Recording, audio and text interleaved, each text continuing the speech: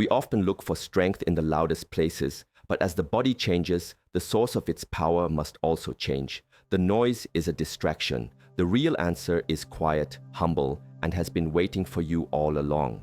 What you will learn at the end of this video is not a diet tip, but a principle for life itself. Do not miss it. Emptying cup. We begin today by looking at our hands. Not at the lines, not at their shape, but at what they are holding. For many of us, our hands, our minds, are already full. They are full of ideas we have collected over many years, full of things we believe to be true. One of these ideas is that to build the body, we must consume power in a very direct way. We think of the mighty predator, the carnivore, and we think of the egg, a symbol of concentrated life, a powerhouse of protein. This is a strong idea. It is not necessarily wrong, but it is heavy. It fills the cup. And when the cup is full, there is no room for anything new to enter. So the first practice is not to add, but to subtract. It is the practice of emptying the cup. Why is this important, especially as we pass the milestone of 60 years? Because the vessel, our body, has changed. The way it processes, the way it accepts, the way it uses what we give it is different. The methods that served us in our youth, the forceful, aggressive building, may now create tension, what in the external world we call inflammation. It may create a kind of turbidity, a cloudiness in the body's internal environment. The body is asking for clarity. It is asking for a lighter touch. And to understand this, the mind must first become lighter. It must be willing to set down the heavy stone of conviction and simply be open. This is a difficult practice. We are attached to our knowledge. It has served us. But wisdom is knowing when a tool is no longer the right one for the task. The task now is not to build a fortress of muscle in defiance of time. The task is to cultivate a resilient, flexible, and harmonious structure that can carry us with grace and vitality. This requires a different kind of material, a different kind of nourishment. To find it, we must first create the space. We must be willing to say, perhaps what I have always believed is only one part of the story. This humility is not weakness. It is the highest form of strength. It is the fertile ground where new understanding can grow. Before we can speak of the humble being, we must first appreciate the state of mind that can receive its teaching. It is a quiet mind, a patient mind, a mind that is not seeking a quick result or a magic solution, but a deeper alignment with the principles of nature. The world shouts at us about superfoods, about macronutrients, about percentages and grams. This is the noise. It fills the mind. It creates anxiety. Am I doing enough? Am I eating the right thing? This anxiety is a form of internal friction. It works against the harmony we are trying to build. So let us together in this moment take a breath.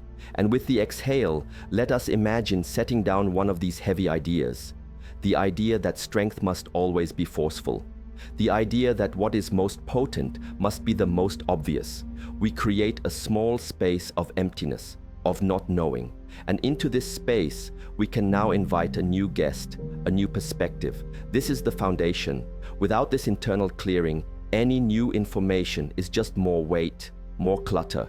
But with this space, even the simplest thing, a humble being, can reveal a profound truth about building a body and a life that lasts. This is the first and most crucial step. The emptying of the cup is the beginning of all true learning. Humble strength. Now that we have created a space in our minds, let us turn our attention to the subject of our discussion. We will not give it a common name just yet, for names themselves can fill the cup with preconceived notions. Instead, let us observe its nature. It is small. It is simple. It lies dormant, seemingly without power. It does not boast. It does not shout its presence. It is the embodiment of humility. You can hold 100 of them in the palm of your hand, and their weight is almost nothing. This is the opposite of the egg, which feels substantial, singular, and already full of its own potential. The bean is a promise, a quiet potential that must be awakened. This is where the first lesson in a different kind of strength begins. The strength we often pursue is an external, assertive strength. It is the strength that wants to be seen. But there is another kind of strength, a foundational strength. It is the strength of the deep root, which is not seen but holds the entire tree stable against the wind. The bean is a teacher of this humble foundational strength. Its power is not immediately available. It requires a process. It requires our participation, our intention. It asks us to engage in an act of cultivation, not just consumption. This is a critical distinction for a body that is maturing. The body after 60 is no longer in a phase of rapid, aggressive expansion. It is in a phase of preservation, of refinement, of sustainability.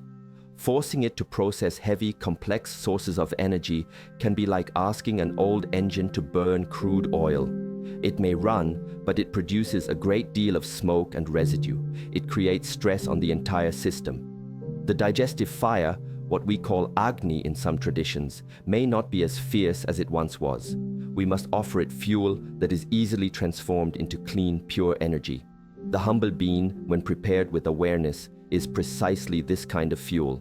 It offers its strength gently. Think of the difference between a loud explosion and a slow, enduring fire. The egg can be like that explosion, a burst of potent energy. It is useful in certain contexts. But what we need for the long journey, for the marathon of a long and healthy life, is the steady warmth of an enduring fire. The bean provides this. It offers a complex structure of nourishment that the body can break down and assimilate smoothly over time. It builds not with a sudden rush, but with a patient, steady layering. This is the kind of building that creates resilience, not just bulk. It creates muscle that is supple, functional, and integrated with the whole system. The mindset that chooses the bean over the egg is a mindset that values the process over the immediate result. It is a mindset that understands that true power is quiet. In the Shaolin Temple, the greatest masters are often the most unassuming. Their strength is not in how they look, but in how they move, in the quiet efficiency of their energy, in their unshakable centeredness. They are like the deep root, like the humble bean. They have cultivated an internal power that does not need to announce itself. By choosing this humble source of nourishment, we are not just feeding our bodies. We are practicing this mindset. We are telling ourselves that we choose the path of quiet, enduring strength over the path of loud, temporary power. Body's temple. Let us consider the body, not as a machine, a collection of parts to be optimized, but as a temple, a sacred space that has housed our awareness for over 60 years. How does one treat a temple? With reverence, with care, with gentle hands. One does not make loud noises in a temple. One does not spill things or make a mess. One maintains it with a sense of peace and respect. As we age, this perspective becomes less of a poetic metaphor and more of a practical necessity. The walls of the temple have weathered many seasons. They are still strong, but they require a different kind of maintenance. The choice of what we bring into this temple is therefore of the utmost importance. It is an offering. When we choose our food, we are making an offering to the body. An egg for some can be a valid offering, but for many bodies in this season of life, it can be a heavy one. It is complex, and it can be what some traditions call dampening or congesting. It can ask the digestive system to work very hard, diverting energy from other essential functions of repair and regeneration. Think of it as bringing a large, ornate, and very heavy statue into the temple every single day. The temple must expend a great deal of energy just to manage its presence. The humble bean, on the other hand, is a different kind of offering. Let us speak of the adzuki bean or the mung bean. These are small, but they are known for their purifying qualities. They are a clean offering. When prepared correctly, soaked to awaken them, and cooked until they are soft and completely yielding, they are pre-digested in a way. They do not demand a great deal from the body's digestive fire. Instead, they support it. They offer their nourishment in a form that the temple can easily accept and use. It is like bringing a simple, clean-burning candle into the temple. It provides light and warmth without creating smoke or residue. This gentleness is paramount. After 60, the goal of building muscle is not simply about size or definition. It is about maintaining function. It is about the freedom to walk, to stand, to lift, to live without the fear of fragility. This functional strength depends on the quality of the muscle tissue itself. We want to build tissue that is clean, hydrated, and free from the internal stress of inflammation. A diet that is heavy, that constantly challenges the digestive and elimination systems, can contribute to a state of low-level chronic inflammation. This systemic noise makes it very difficult for the body to hear the clear signals for repair and growth. By choosing a food source like the mung bean, we are actively choosing to reduce this internal noise. We are calming the system. In this state of calm, the body can function with greater intelligence and efficiency. The protein and nutrients from the bean are not just thrown at the muscle cells.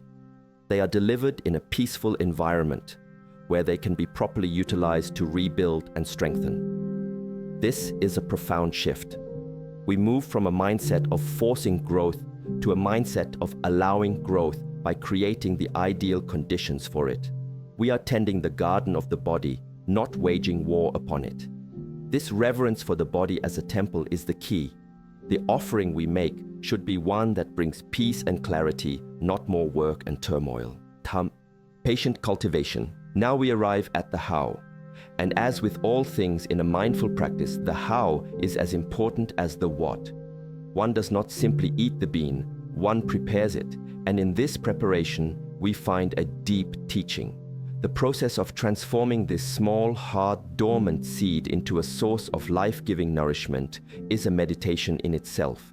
It is a practice of patience. It begins the night before. You take the beans, you wash them, and you place them in a bowl of clean water. You leave them to soak in the quiet darkness. This is an act of foresight, of gentle awakening. In this simple act of soaking, you are already participating in the process of making the bean's energy more available. The water softens the hard outer shell and it begins to neutralize the phytic acid, the very thing that makes many legumes difficult to digest. You are removing the obstacles. Is this not what we must do in our own lives? We must identify the hard shells around our hearts, the defensive layers, and soak them in the water of awareness until they soften. We must neutralize the things that prevent us from receiving true nourishment, be it physical, emotional, or spiritual. The preparation of the bean is a direct mirror of our internal work. The next day, you cook the bean, and you do not cook it with a fierce, roaring fire. You bring it to a boil, and then you reduce the heat to a gentle simmer. You let it bubble softly for a long time. You watch as the water becomes a thick, nourishing broth. You watch as the beans themselves become so soft that they almost melt. This requires patience. You cannot rush this process. If you use too much heat, the beans will burn on the bottom of the pot while the insides remain hard. Harmony is key. The right amount of heat, the right amount of water, the right amount of time. This slow cooking is an act of love. It is an act of transformation. You are infusing the beans with your intention. You are not just making food, you are cultivating energy. This is profoundly different from cracking an egg into a hot pan. That takes 30 seconds. It is an act of convenience, of instant gratification. The slow-cooked bean is an act of dedication. It teaches you to align with a slower, more natural rhythm. The rhythm of things growing, of things unfolding in their own time. This rhythm is the very essence of health and longevity. Our modern world pushes us to be fast, efficient, instant. The bean pulls us back to a state of patient cultivation. When you finally eat the soup or the porridge made from these beans, you are not just consuming protein and carbohydrates. You are consuming the patience, the care, and the intention that you put into its preparation. The energy is different. It feels different in the body. It is calming, centering, grounding. It builds muscle, yes, but it does so in a way that also builds the mind. It reinforces the neural pathways of patience and mindfulness. Each meal becomes a practice. You are building your physical foundation and your mental foundation at the same time with the same simple, humble bowl. This is the integration of body and mind. This is the true path of strength, true power. What is it that we are truly seeking when we say we want to build muscle after the age of 60? Is it the vanity of youth? Is it the desire to have arms that look impressive? For some, perhaps. But if we look deeper into the heart of this desire, we find something much more fundamental. We are seeking the preservation of freedom, the freedom to move through the world with ease and confidence, the freedom to lift a grandchild without hesitation, the freedom to rise from a chair without struggle, the freedom to live independently without being a burden to ourselves or to others. This is not vanity, this is dignity. This is true power. It is not the power to dominate, but the power to participate fully in our own lives. The muscle we build is in service of this freedom. It is the physical scaffolding that supports a life of continued engagement, learning, and contribution. When we see it from this perspective, the way we approach building that muscle must change. It is no longer a matter of brute force. It is a matter of intelligent cultivation. We need muscle that is not just strong, but also wise. Muscle that is integrated with a responsive nervous system that is supple and resilient, not rigid and brittle. The nourishment from the humble bean supports this kind of power directly. Its nature is grounding. It provides a stable, long-lasting energy, what in Taoist traditions might be related to the earth element. This is the energy of stability, of rootedness. When your energy is grounded, your mind is calmer. Your movements become more deliberate and certain. You are less likely to be thrown off balance, both physically and emotionally. This is a profound benefit that goes far beyond the simple measurement of protein grams. An egg, being a highly concentrated jing or essence food, can sometimes create a more scattered, upward-moving energy.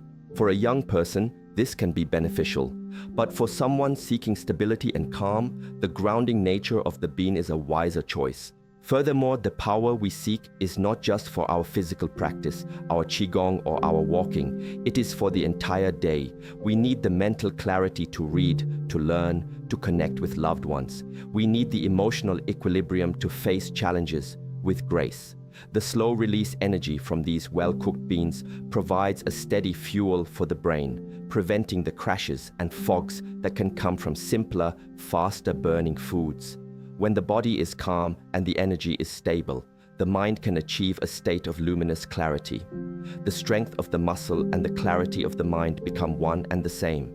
They support each other in a virtuous cycle. This is the holistic vision of strength that we must adopt. It is not about isolating one part of the body and trying to enhance it. It is about understanding that the entire system is interconnected.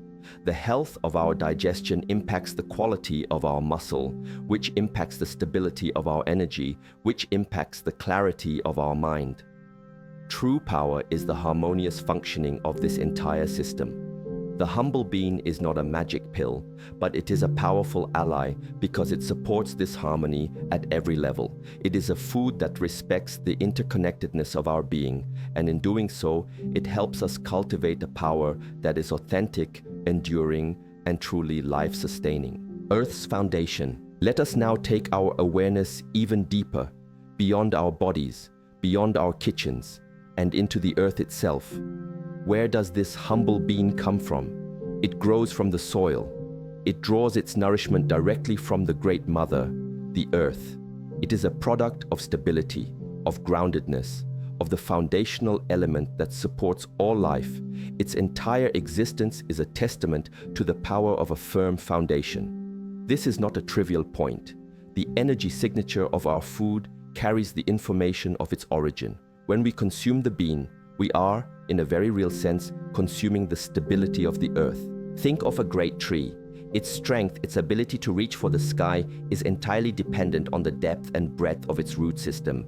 Without the roots holding fast to the earth, the tree is nothing. As we age, we must focus more on our roots than on our branches. The world is fascinated with branches, with the visible signs of success, of power, of beauty. But the wise person turns their attention downward, to the foundation. Our foundation is our health. It is the quiet, internal state of balance and vitality. By choosing foods that are deeply connected to the earth, we are strengthening our own roots. The egg has a different energy. It is formed in the air, in a way. It is a creation of an animal, one step removed from the earth. It is a wonderful and potent food, but its energy is more celestial, more active. The bean is terrestrial. It is calm, patient, and solid. For a body and mind seeking to cultivate these same qualities after 60, aligning with the energy of the earth is a powerful practice. We want to build a foundation that is solid, not a structure that is top-heavy and easily swayed. This is why many ancient traditions and monastic practices favor a plant-based diet. It is not just an ethical or a health choice, it is an energetic choice. It is a choice to align with the stable, grounding power of the earth. This alignment has practical consequences. When we feel grounded, we feel safe. The nervous system can relax out of the fight or flight mode and into the rest and digest mode. This is the state in which the body truly heals. It is the state in which muscle tissue is repaired and rebuilt most efficiently. A diet that is ungrounding, that creates too much active, scattered energy, can keep the nervous system in a state of low-level alarm. In that state, the body is focused on survival, not on thriving and rebuilding. It is trying to manage a perceived threat, not build a temple. So, when we eat a bowl of these soft-cooked beans, we can do so with this awareness. We can feel the connection to the soil, to the stability of the planet itself. We are not just filling a nutritional requirement. We are performing an act of grounding. We are strengthening our root. And from a strong root, everything else can grow in a balanced and harmonious way. The muscle we build will be part of this solid foundation. It will be a strength that comes from a place of deep peace and stability, not from a place of nervous, anxious effort. It will be an earthly strength, one that can support us reliably through all the seasons of our life to come, lasting energy. We come now to the quality of the energy itself. In our life, there are two kinds of journeys. There is the sprint and there is the marathon. Youth is often a series of sprints. We have bursts of intense energy and we can recover quickly. But life after 60 is a marathon. It is a long journey that requires not explosive power, but endurance. It requires a steady, reliable, and lasting source of fuel. The greatest challenge in a marathon is not the speed, but the management of one's energy over a long distance. How do we avoid hitting the wall? The answer lies in the type of fuel we choose. Simple, fast-acting foods like sugary snacks or even very simple carbohydrates are like trying to fuel a long journey with small, explosive firecrackers. You get a brief burst of light and power, followed by a sudden darkness. This is the cycle of the energy spike and crash. It is exhausting for the body. It creates stress on the hormonal system, particularly on the pancreas and adrenal glands. It is a volatile way to live, and it is completely unsuited for the marathon of our later years. Even some forms of animal protein can be burned quickly, demanding a lot from the system and then leaving it depleted. The humble bean, however, is the marathon runner's perfect food. It is a complex carbohydrate, interwoven with fiber and protein. When you consume it, the body does not get a sudden jolt. Instead, it receives a slow, methodical release of glucose into the bloodstream. It is like putting a large, dense log on a fire. It does not flare up wildly, it catches slowly, and then it burns with a steady, consistent heat for a very long time. This is the kind of energy that supports lasting endurance. This has profound implications for our day. When our blood sugar is stable, our mood is stable.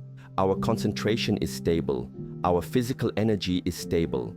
We can move from one activity to the next without feeling that sudden drop in vitality. We can have a productive morning, a peaceful afternoon, and still have the energy for a quiet evening. We are no longer riding a roller coaster.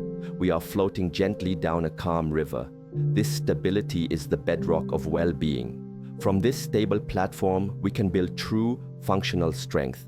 The body is not in a constant state of emergency, trying to manage fluctuating fuel levels. It is calm, and it can devote its resources to the important, long-term project of maintaining and strengthening the temple. This lasting energy also changes our relationship with food. When you are on the energy roller coaster, you are often thinking about your next meal, your next snack. You are driven by cravings, by the body's desperate call for another quick fix. When you are fueled by the slow, steady power of the bean, that desperation vanishes. You feel a deep, abiding sense of satiety. You can eat your meal and then you can forget about food for many hours. Your mind is free. It is not tethered to the constant demands of a volatile metabolism. This freedom of mind is one of the greatest gifts of a balanced, grounding diet. It allows our awareness to rest on higher things, on our practice, on our relationships, on the beauty of the present moment. This is the lasting energy we seek, not just for the muscles, but for the soul. The journey we have taken was never truly about an egg or a bean. It was about a fundamental shift in perception. It was about moving from a mindset of force to a mindset of cultivation, from seeking power that is loud and external to building strength that is quiet, deep, and internal. The bean was simply our teacher, our guide. It taught us humility, patience, and the wisdom of aligning ourselves with the gentle, enduring rhythms of nature. The real muscle we have been building is the muscle of awareness. The real strength is the ability to choose the simple, the humble, the grounding, in a world that constantly screams for the opposite. This is the foundation not only for a healthy body after 60, but for a life of profound peace and unshakable clarity. I've been a weightlifter my whole life and always believed more protein, more eggs, was the only way. After watching this, I tried making a simple mung bean soup for a week. I didn't just feel better physically, I felt calmer, quieter inside. It's like my whole nervous system took a deep breath. This isn't just about food. It's a whole new way of relating to my body. Thank you for this wisdom.